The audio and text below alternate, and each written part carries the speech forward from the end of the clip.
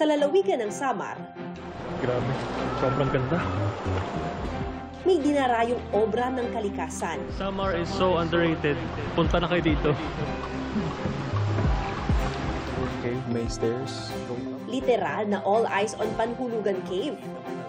Nakakamangha ang natural rock formations at limestones. Kitang-kita rin ang stalactites at stalagmites. Bukod sa swak sa mga adventure junkie, perfect din yan for the family. 1, 2, Pero ang mas nakakakuha ng spotlight,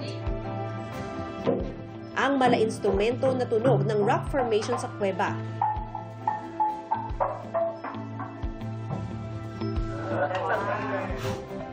Next stop, ang Sohoto Natural Bridge.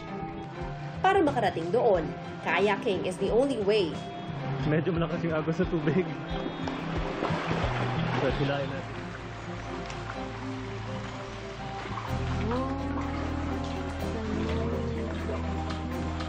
Bago makarating, mai-inlove ka na sa lugar dahil sa calming vibes ng tubig. Take a look at that. Mapapatingala ka rin sa tila natural bridge mula sa higanting limestones. Ang natural bridge dahil it's made by nature. I-level up naman ang inyong island adventure sa pagpunta sa Fortune Island ng Nasugbu, Batangas. Highlight dyan ang tila ruins ng Acropolis sa Athens, Greece. May cliff jumping pa.